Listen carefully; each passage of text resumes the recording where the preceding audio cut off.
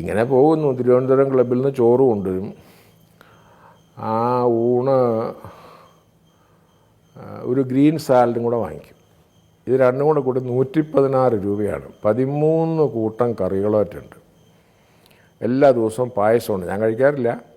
ഞാൻ അതിൽ അവിയൽ, തോരൻ, പിന്നെ പപ്പടം കഴിക്കും. പ്രഷറുള്ളവർ പാടില്ല എന്നൊക്കെ പറയും. ഒരു പപ്പടമേ ഉള്ളൂ. അതുകൊണ്ട് പപ്പടം കഴിക്കും. പിന്നെ ഈ ഓലൻ അങ്ങനെ എന്തെങ്കിലും കൂട്ടുക, ഇത്ര സാധനം ഞാൻ കഴിക്കുള്ളൂ. ആ തൈരും ഉൾപ്പെടെ അങ്ങ് കളഞ്ഞേക്കുക. കാരണം ഞാൻ ഈ മിൽമയുടെ തൈര് വാങ്ങിച്ചിട്ട് ഇഞ്ചിയും പച്ചമുളകും കുരുമുളകും പിന്നെ കരിവേപ്പിലൊക്കെ ഇട്ട് ഒരു തിക്ക് മോരായിട്ടുണ്ടാക്കി വെച്ചാൽ ഞാൻ അതാണ് ഉപയോഗിക്കുന്നത്. അതിനും ഒരു 23 രൂപയാവും ഒരു ദിവസം. അപ്പോൾ 116ഉം ഈ 23 കൂടെ കൂടുമ്പോൾ 119, 139. പിന്നെ ഒരു 15 രൂപയുടെ പഴം കഴിക്കും. 3 കപ്പ് കാപ്പി കുടിക്കും. കാപ്പി നല്ല കട്ടിയായിട്ടാണ് കുടിക്കുന്നത്. എല്ലാം കൂടെ കൂടിയാൽ ഒരു 250 രൂപ കൂടുതൽ പരമാവധി എനിക്ക് എൻ്റെ ഭക്ഷണത്തിന് വേണ്ടിയിട്ട് ചിലവില്ല.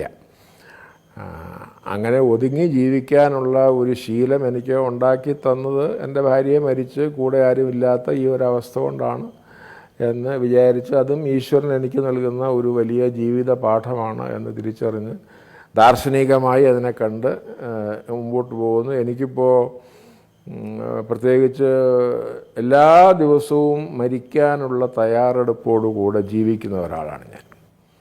ഓരോ ദിവസവും രാത്രി ഉറങ്ങുന്നതിന് മുൻപേ അന്നത്തെ ദിവസം ഞാൻ എന്തെല്ലാം പോക്കൃത്തരങ്ങൾ ചെയ്തു, അവിടെ ചെല്ലുമ്പോൾ സ്വർഗത്തിൽ കയറ്റാതിരിക്കാനായിട്ടുള്ള എന്തെങ്കിലും പണി എൻ്റെ ഭാഗത്തുനിന്ന് ഉണ്ടായോ എന്ന് സ്വയം ആലോചിക്കാതെ ഈ കാലത്ത് 73 വയസ്സായി ഒരു ദിവസം ഉറങ്ങാറില്ല.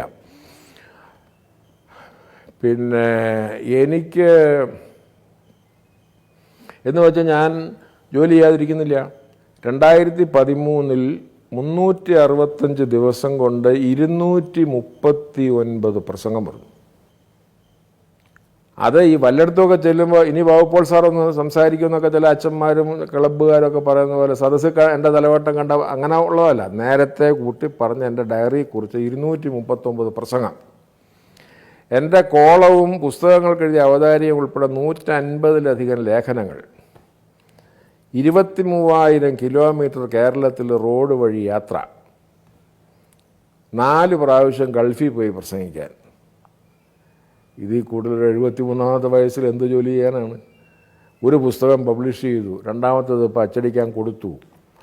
അങ്ങനെ ഞാൻ കഠിനമായിട്ടൊക്കെ ജോലിയൊക്കെ ചെയ്യുന്നുണ്ട്. പക്ഷെ മരിക്കാൻ തയ്യാറായിട്ടാണ് ജീവിക്കുന്നത്. നാളെ മരിച്ചാലും എനിക്ക് യാതൊരു ദുഃഖവുമില്ല എന്ന് മാത്രമല്ല, ഞാൻ എൻ്റെ ചരമപ്രസംഗം ഞാൻ റെക്കോർഡ് ചെയ്ത് വെച്ചിട്ടുണ്ട്.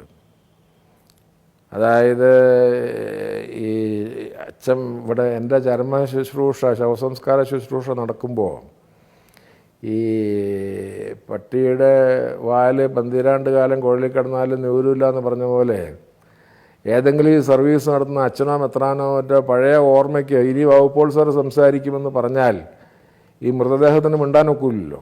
അപ്പോൾ അതുകൊണ്ട് അന്നേരം ഇത് വെച്ച് കേൾപ്പിക്കാനായിട്ട് ഞാനൊരു സാധനം ഉണ്ടാക്കി വെച്ചിട്ടുണ്ട്. അത് ഞാൻ ജീവിച്ചിരിക്കുമ്പോൾ റെക്കോർഡ് ചെയ്തതാണെന്നുള്ളതാണ് എൻ്റെ ആദ്യത്തെ വാചകം. പ്രേതത്തിൻ്റെ ഭാഷണമല്ല എന്ന്.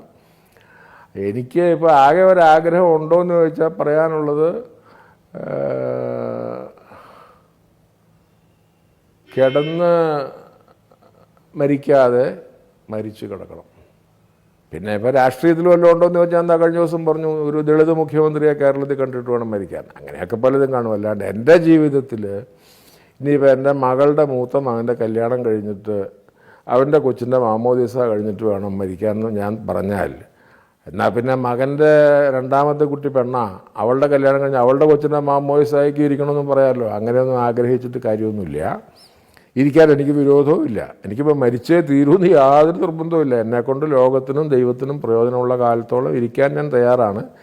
പക്ഷേ എനിക്ക് ഒരു പുരുഷായുസിൽ ചെയ്യാവുന്നതെല്ലാം ചെയ്തു എന്നൊന്നും ഞാൻ അവകാശപ്പെടുന്നില്ല. എങ്കിലും എൻ്റെ ജീവിതം വൃഥാവിലാക്കി കളഞ്ഞില്ല.